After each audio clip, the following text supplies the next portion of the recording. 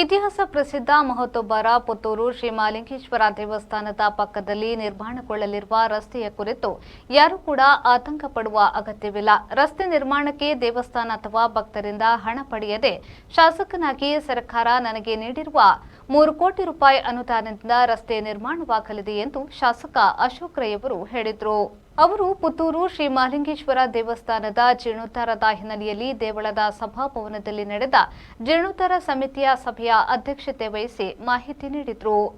ಕ್ಷೇತ್ರದ ಜೀರ್ಣೋದ್ಧಾರ ಕಾರ್ಯಗಳನ್ನು ಯಾವ ರೀತಿ ಮುಂದೆ ತೆಗೆದುಕೊಂಡು ಹೋಗಬೇಕು ಎಂಬುದರ ಕುರಿತು ಚರ್ಚೆ ನಡೆಸಿ ಹಲವು ನಿರ್ಣಯಗಳನ್ನು ತೆಗೆದುಕೊಂಡಿದ್ದೇವೆ.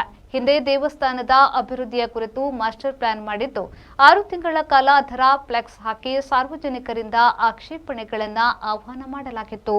ಜೊತೆಗೆ ಕ್ಷೇತ್ರದಲ್ಲಿ ಪ್ರಶ್ನಾ ಚಿಂತನೆಯನ್ನ ಮಾಡಿ ಮಾಸ್ಟರ್ ಪ್ಲಾನ್ಗೆ ದೇವರಿಗೆ ಒಪ್ಪಿಗೆ ಇದೆಯಾ ನೋಡಿ ಒಪ್ಪಿಗೆ ಪಡೆದುಕೊಂಡೇ ಜೀರ್ಣೋದ್ಧಾರ ಸಮಿತಿಯ ಅನುಮೋದನೆ ಪಡೆದು ಬಳಿಕ ಧಾರ್ಮಿಕ ದತ್ತಿ ಇಲಾಖೆಗೆ ಕಳುಹಿಸಿ ಅಲ್ಲಿಂದಲೂ ಅನುಮೋದನೆ ಪಡೆಯಲಾಗಿದೆ.